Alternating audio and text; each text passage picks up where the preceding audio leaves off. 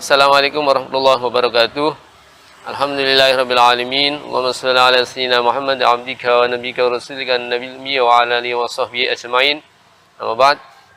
Rekan-rekan Ar-Radiyah TV yang berbahagia, kali ini kita akan bersama-sama mengkaji sebuah tema tentang fikih muamalah. Pada dasarnya transaksi atau hubungan antara sesama manusia telah diatur hukum-hukumnya oleh Allah SWT, baik dalam Al-Quran atau hadis-hadis Rasul. Kemudian dijabarkan oleh para ulama di kitab-kitab fikih, khusus yang terkait dengan hubungan antara sesama manusia dikenal dengan istilah muamalah. Karena muamalah juga sangat luas aspeknya. Ada muamalah yang terkait dengan hukum keluarga, ada yang terkait dengan hukum pidana. Nah, kajian kali ini khusus menyangkut salah satu aspek, yaitu hubungan antara sesama manusia terkait dengan transaksi atau terkait dengan kebendaan, harta benda, dan transaksi-transaksi yang ada di masyarakat, terkenal dengan istilah para ulama dengan fiqhul muamalat al-maliyah, fikih muamalah tentang kebendaan.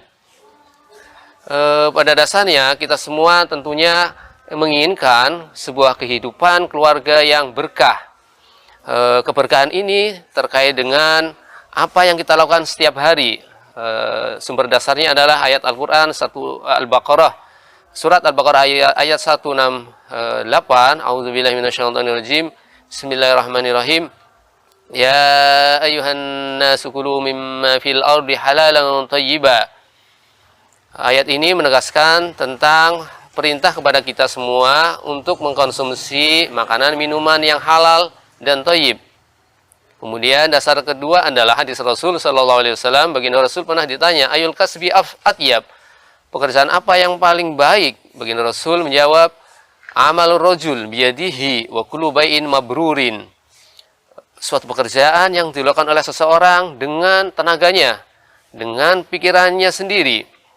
Kemudian dilanjutkan dengan setiap jual beli yang mabrur. Artinya mabrur, bebas dari sumpah palsu, bebas dari unsur-unsur terlarang seperti penipuan.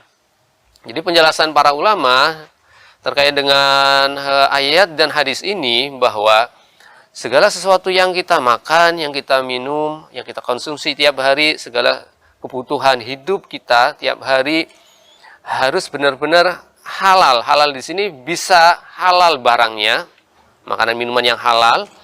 Yang kedua, didapat dari sumber yang halal. Ayat ini menegaskan bahwa minuman dan makanan yang kita konsumsi harus halal.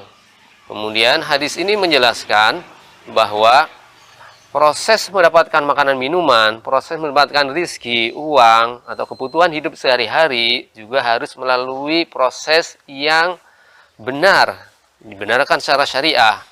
Apa bentuknya? Bentuknya pertama yaitu penjelasan Rasul, amal rajul biyadihi, pekerjaan seseorang yang dilakukan atas dasar tenaganya sendiri, bukan eksploitasi orang lain. Orang lain bekerja, dipekerjakan, tidak dibayar, kemudian hasilnya dinikmati. Ini ada kezaliman, tidak dibenarkan syariah. Tidak akan mendapatkan keberkahan dari Allah SWT.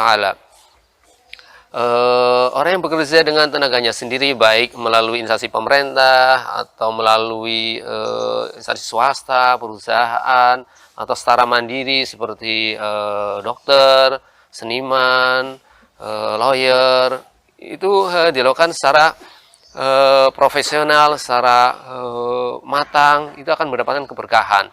Yang kedua, kullu bai'in mabrurin, bisa juga pendapatan yang kita raih melalui proses jual beli, melalui proses dagang, usaha. Bisa juga dalam bentuk produksi barang kemudian dijual, atau murni beli barang kemudian dijual. Itu juga proses yang disyariatkan oleh agama Islam. Baginda Rasul menyebutkan salah satu, yaitu bentuknya adalah jual beli. Nanti dijelaskan para ulama dengan berbagai macam bentuk transaksi yang lain.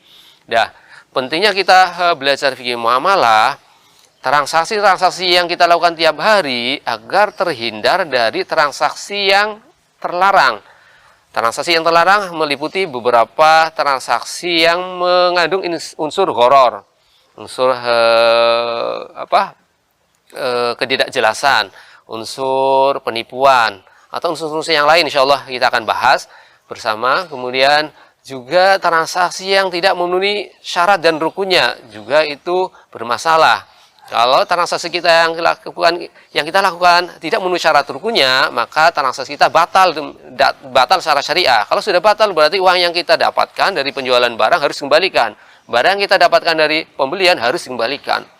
Nah, itu repotnya ketika kita melakukan suatu akad tanpa didasari oleh ilmu pengetahuan. Maka sangat penting kita bersama-sama mengkaji dan belajar fikih muamalah sebagaimana yang dijelaskan para ulama-ulama di kitab-kitab atau dari sumber-sumber aslinya.